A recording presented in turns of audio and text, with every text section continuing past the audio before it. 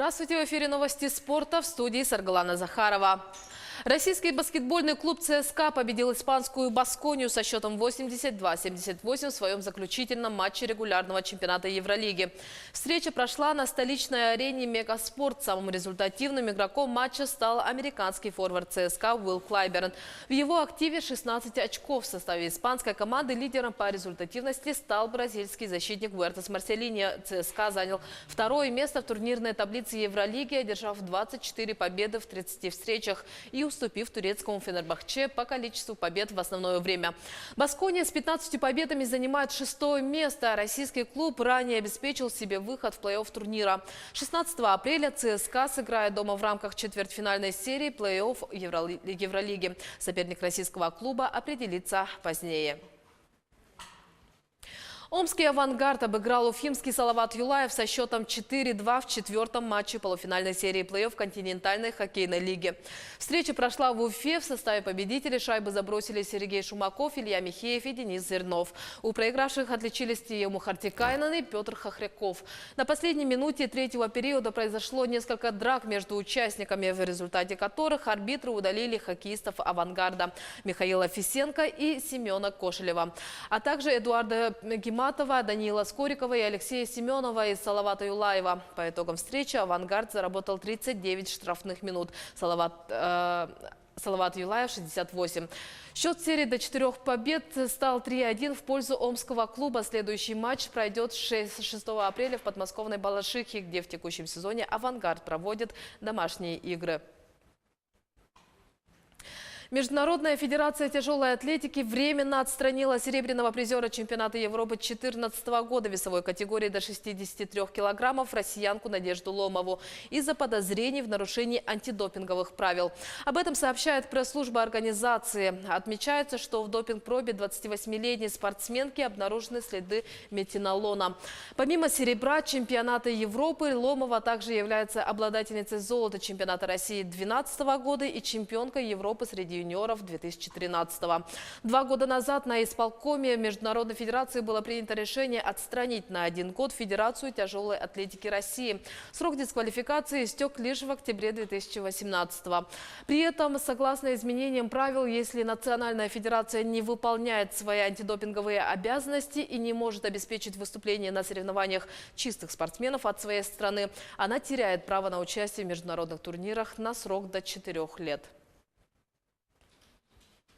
Российская теннисистка Маргарита Гаспарян в 3 сетах уступила испанке Гарбине Мугуруси в матче второго круга турнира в Монтерее. Встреча завершилась со счетом 6-3, 6-7, 6-2 в пользу испанской спортсменки. Матч продолжался 2 часа 41 минуту. Таким образом, Гаспарян потеряла шанс пройти в четвертьфинал турнира. Соперницы впервые играли между собой на соревнованиях под эгидой женской теннисной ассоциации. В следующем круге Мугуруса сыграет с француженкой Кристиной Младенович. Ранее в четвертьфинал вышла россиянка Анастасия Павлюченкова, которая теперь встретится с представительницей Беларуси Викторией Азаренко. Турнир завершится 7 апреля. Прививать любовь к спорту нужно с самого детства. В этом не сомневаются в детском саду номер 54 города Мирного. Здесь воспитывают будущих чемпионов футбола, а детям и самим в радость побегать с мячом. Как проходят садовские будни, расскажет Мария Урцева. Сергей и Андрей Ефимовы, воспитанники футбольного клуба «Алмаз», частые гости в детском саду «Белоснежка». Они проводят мастер-классы для малышей. Хотя юные футболисты – выпускники другого детского сада, но именно занятия физкультурой в дошкольном учреждении привили им любовь к спорту. Да, я считаю, что вообще спортом надо заниматься с самого детства. И то, что в детском саду проводят именно вот такие веселые старты соревнования, это очень хорошо, так как каждый ребенок может найти себя в определенном виде спорта.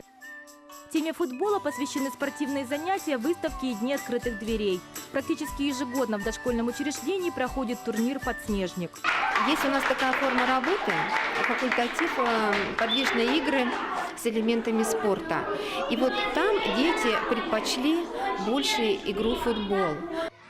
В каждом детском саду автономной некоммерческой организации «Алмазик» есть своя образовательная программа. Согласно ей, дошкольные учреждения выбирают свое приоритетное направление в работе с детьми.